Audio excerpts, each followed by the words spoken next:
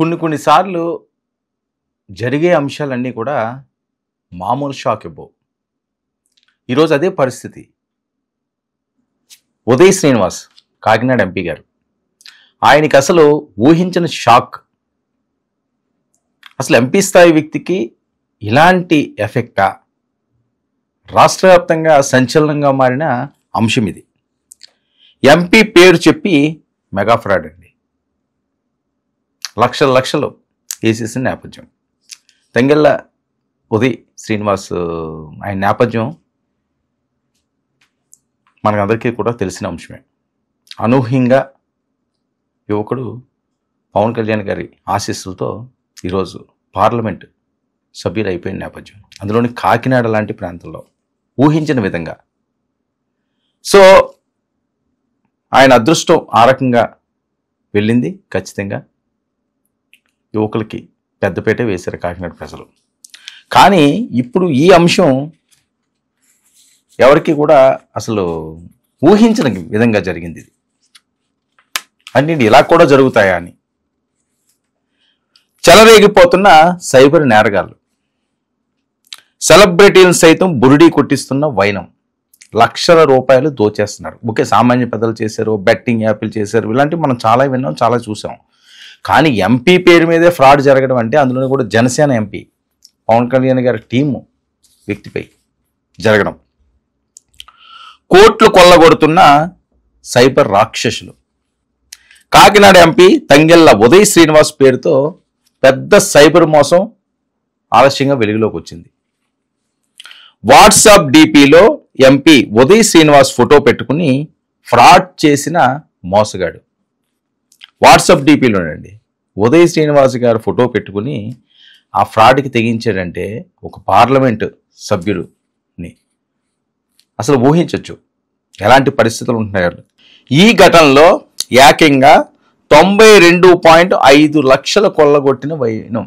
రూపాయి 2 రూపాయలు కాదు, 1,02 లక్షలు కాదు, ఇది చిన్న ఫ్రాడ్ కాదు. 92,50,000 రూపాయలు అక్షరాల ఎంపీ ఫోటోతో కొట్టేశారు.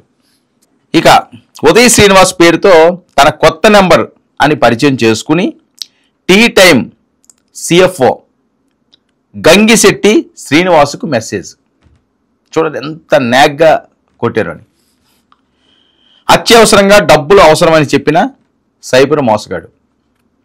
11 సార్లు బ్యాంక్ అకౌంట్లకు మొత్తం 92.5 లక్షలు పంపిన సిఎఫ్ఓ శ్రీనివాసరావు. 11 సార్లు అట. మన సిఎఫ్ఓ ఏ రకంగా ఇది నమ్మారు? ఉదయ్ శ్రీనివాస్ గారి నెంబర్ ఆయన దగ్గర ఉండదా? టీ టైంకి సంబంధించి ఆయనే కదా దానికి ఓనరు.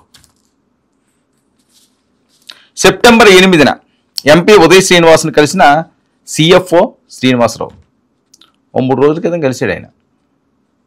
కలిస్తే, సార్ మీకు డబ్బులు అందినాయా? మనం పంపించాను కదా సార్, మీకు కొత్త నెంబర్ కనిసరికి. అదేంటి నేను చెప్పడం ఏంటి, నేను పంపించమండం ఏంటి, ఏం డబ్బులు అని ఈయన అడిగాడు. అప్పుడు విషయం బయటకు వచ్చింది. దీంతో అసలు విషయం బయటపడింది. ఆ రిక్వెస్ట్ తాను చేయలేదని స్పష్టం చేసిన ఎంపీ ఉదయ్ శ్రీనివాస్. ఆ రిక్వెస్ట్ నేను చేయలేదు, నేను ఎందుకు చేస్తాను, నా నెంబర్ నీకు తెలియదా అని అన్నాడు. ఇంకేమున్నది, చేతులు కాలేక ఆకులు పట్టుకుని చెందాం. ఇక మోసపోయానని గ్రహించిన సిఎఫ్ఓ శ్రీనివాసరావు వెంటనే పోలీసులకు ఫిర్యాదు చేశారు. హైదరాబాద్లోని సైబరాబాద్ పోలీసులు కేసు నమోదు చేసి సీరియస్గా దర్యాప్తు ప్రారంభించారు. ఎంపీ గారిదంటే ఏముంది, హుటాహుటిని చేస్తారు కదా. అయితే ఫిర్యాదు ఆలస్యంగా రావడంతో ఇప్పటి వరకు 7 లక్షలు మాత్రమే ఫ్రీజ్ చేయగలిగారు. 92,50,000లో 7 లక్షలు దొరికింది. చూడండి ఎంత దారుణంగా కొట్టారు వీళ్ళు. అంటే 85,50,000 కొట్టేశారు. ఇక మిగిలిన డబ్బును వెనక్కి తీసుకురావడానికి బ్యాంక్ రికార్డులు, కాల్ డేటా, ఐపీ అడ్రస్లు పరిశీలిస్తున్నారు. త్వరలో నిందితులను పట్టుకుంటామంటున్న పోలీసులు. ఎంపీకే ఇలాంటి పరిస్థితి వస్తే సామాన్య ప్రజల పరిస్థితి ఏంటి అంటూ నిలదీస్తున్నారు జనాలు. సైబర్ మోసగాల్ని అరికట్టాలి. ఒక రకంగా నా మోసం అన్నది ఏ రకంగా పెచ్చిమీరిపోతుందంటే సమాజంలో ఎక్కడ ఎవరు ఏ రకంగా మోసపోతారో ఎవ్వరికీ తెలియని దుస్థితి. చాలా దారుణమైన పరిస్థితి. ఈరోజు జనసేన ఎంపీకి అయింది. ఇంతకుముందు ఎంతమందికి అయిందో, బయటికి చెప్పలేని ఎన్ని ఉంటాయో పెద్ద పెద్ద వాళ్ళు ఇళ్లలోని. ఇలాంటి మోసాలన్నింటిని బయట చెప్పుకుంటే పరుగు పోతుందని. మహిళల వేధింపులు అయితే అన్నీ కాదు, మహిళని నిరాశ చేయడం, డబ్బులు కొట్టేయడం మనం రెగ్యులర్గా వింటుంటాం. విన్నవి ఇంత మాత్రమే, జరిగేది ఇంత.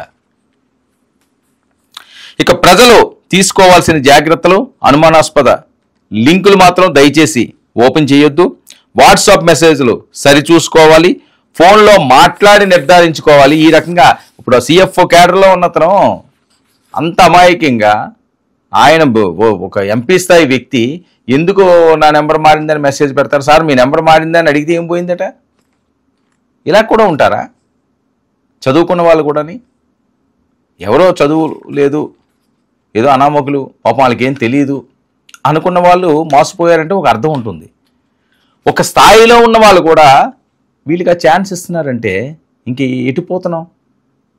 ఎందుకు ఒక్క మెసేజ్ తీసుకోలే? వాళ్ళు PA ఫోన్ చేసుకోరా?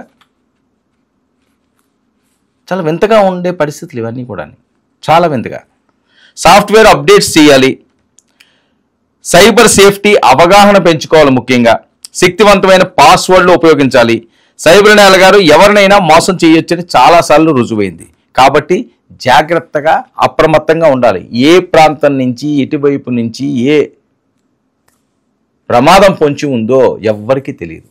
ఒక్కసారి మన అకౌంట్లో నుంచి కానీ డబ్బు వెళ్ళిందో వేరే దానికి, అది రావడం అన్నది అంత సాధ్యం కాదు. వాళ్ళు ఎక్కడెక్కడి నుంచి చేస్తారో తెలియదు కదా, ఏ దేశంలో ఉంటాడో తెలియదు, ఎలా హ్యాక్ చేస్తాడో తెలియదు, ఏ రకంగా కొట్టేస్తారో తెలియదు. సో జనసేన వాళ్ళకే కాదు, రాష్ట్ర ప్రభుత్వానికి కూడా ఇది షాకే.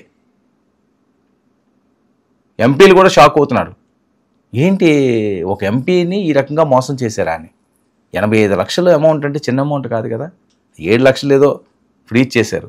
మిగతా దాని పరిస్థితి ఏంటి? సరే వీళ్ళు పట్టుకుంటారో పట్టుకోరో, ఇలాంటివి ఎన్ని జరుగుంటాయి. ఎమ్మెల్యేలు కానీ ఎంపీలు కానీ వాళ్ళు ఏమీ కూడా అతీతం కాదు. ఎంత పెద్ద పోస్టులో ఉన్నా మోసగాడికి మోసం చేస్తూనే ఉంటారు. చాలామంది ఇలా మోసపోతూనే ఉంటారు. ఉదయ్ శ్రీనివాస్ పేరుతో జరిగిన ఈ మోసం పెను సంచలనాలు రేపింది. ప్రజలందరూ కూడా అప్రమత్తంగా ఉండాలి. అనవసరమైన వాటికి వెళ్ళొద్దు. ఏదైనా మీ నోటీస్కి వస్తే ఒకసారి దాన్ని ఎంక్వైరీ చేయండి, సరిపోద్ది. లేదు ఈ రకంగానే ఉన్నామంటే మనం సమర్పయాము చేసుకోవాల్సిందే. తస్మాత్ జాగ్రత్త.